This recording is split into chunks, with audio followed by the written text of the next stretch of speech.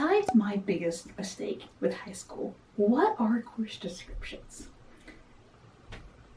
What did your student learn? How did your student learn it? And what did they use to learn it? That's a course description.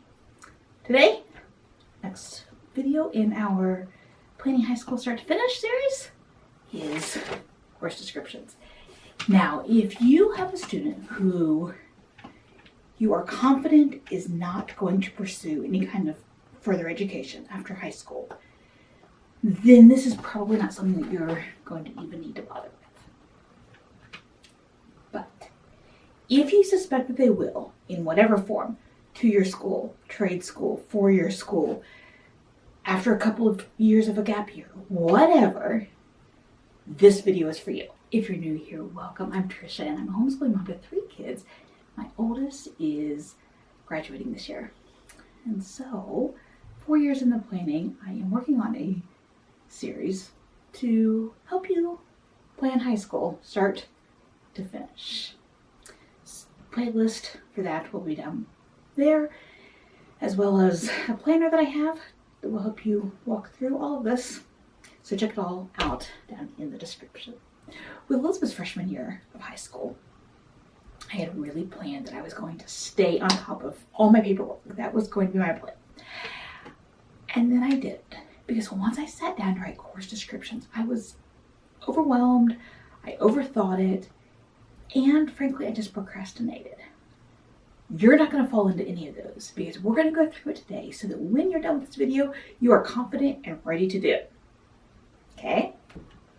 The one caveat I will throw out is that I don't know, if you are looking at a highly competitive school, if they want more detail in their course descriptions. So if that you think is your student's path, you may want to read up and make sure that, that they're not looking for something more than what we're talking about here. But for most colleges, this is going to be sufficient. First thing you're going to put down is your course title. And this should be the same name as you're calling it over on your transcript. I don't think I've talked about transcripts in detail yet. If I've already done that, or when I do that video, because it will be coming, if it's not already, I'll get down there. But they need to be the same name in both places. But what are you going to call it is a question that you'll find different answers for depending on who you ask. Even among like the going to college from high school or from homeschool experts, there are different opinions. One group says keep them basic, like what you would see from a public school. So English 1, American history, world geography, straight, basic, to the point. The other group tends to say, this is where you get to stand out. So make those titles a little more specific if there's a niche to them. So if English 2 is comprised of all British literature, put British literature. If there's something unique about your history course, put that in the title, because that's what the college admissions counselors are going to see first. I ended up doing kind of a mixture. If I had a course that had something unique as the title, in parentheses, I also put the standard course name. Once you've decided on your title style, you've entered that in there. The next thing you're going to do is write a paragraph about what your student did. Go back to those 3 questions that I said. What did your student learn? How did they learn it? What did they use to learn it? You'll start off, I kept a couple different ways that each of mine started with, so vary it for interest. But you're going to start off with something like, in this class, the student will da da da da. The student was introduced to da da da da. This course provided the student with a foundational understanding of da da da da. Future tense, past tense, it doesn't matter, but pick one and be consistent throughout. But what are you going to write after that? Good question. If you don't even have any ideas, okay, you can Google homeschool course descriptions and you're going to find websites, different blogs that have given you examples. You can also search for algebra course description, physical education course description, and you're going to find examples. Take one of those examples or go over to my blog post that I have, grab some examples from over there. You're going to copy it, you're going to paste it into your document, and then you're going to edit it. Do not use word for word ones that other people have used. For one thing, if you grab Algebra 1 from this website and Biology from this website and Physical Education from another website, they're all going to sound similar-ish, but it's not going to sound like the same person wrote it. And you don't want to set your student up with, you don't want to send them a college send the college application in with you plagiarizing them. So don't do that. But it's going to give you a starting point. If your student took a class from a co-op, from an online provider, dual enrollment, whatever, again, grab their course descriptions and use it for your starting point. You can use most of it, but edit it. Make it sound like you. Make them all sound cohesive. And make sure that you're not just plagiarizing. Okay? Please. So that's a good starting point. You are going to spend the next 7 to 10, somewhere around there, sentences talking about what your student learned. Major concepts, if they did anything unique, they included different, like a unique field trip or a hands-on project, that's where you're going to go into this. You don't need to go into too much detail. Because is the admissions counselor going to be reading every word? No, probably not.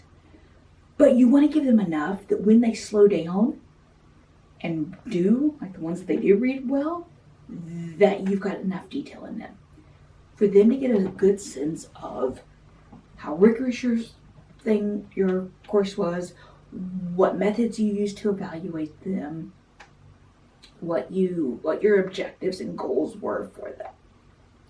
My biggest tip, because this is where I messed up, is don't procrastinate.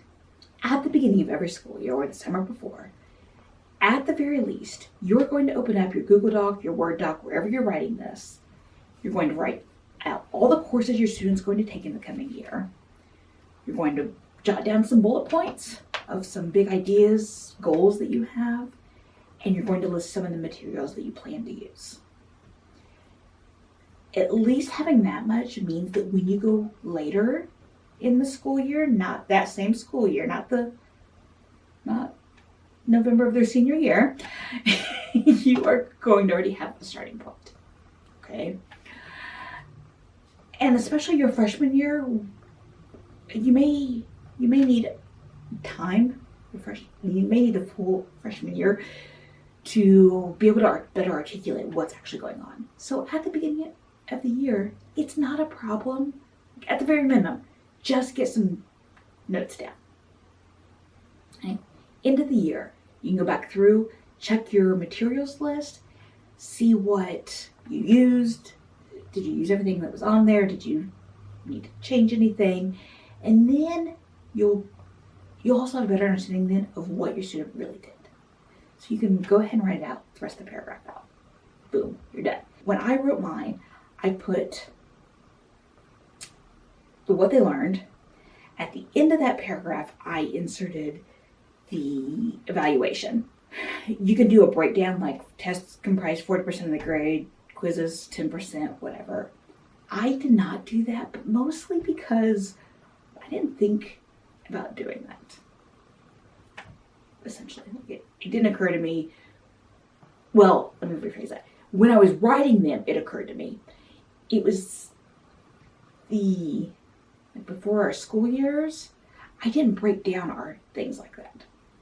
So when I went to write our course descriptions, I didn't have that breakdown. Could I have made it up? Yes. Would it have been a problem? No. But I didn't do it. My plan though with Ben is that I'll be a little bit little better about that. So I just put that at the end, and then I made a second shorter paragraph that listed the materials we used. I did not necessarily include everything in every description. What I wrote for every course description, you can see on the screen. Materials were included, but were not limited to da da da da. And I phrased it that way specifically because there were a few classes that I was like, oh, I know we did more than this, but I don't remember what. Again, my mistake with the course descriptions meant that I didn't have all of that. So I listed as much as I could and hope for the best. Don't overthink it. Just get started. You can always come back before, you'll have plenty of time to come back before they submit their applications to change things. If you write it in one verb tense but you decide you want to change it later, if you have different formatting or whatever it is, you can always do that later. Just get it down. Okay, promise me you're going to keep up on this. Don't do my mistake. And that's course descriptions, a paragraph or so answering the questions. What did your student learn? How did they learn it? What did you use to learn it? Group them by subject. Make sure the titles of those match the titles over on the transcripts, and you're done. Now, if you want to check out the rest of the videos in my Start to Finish High School series, put this on your screen. I'll see you in the next video.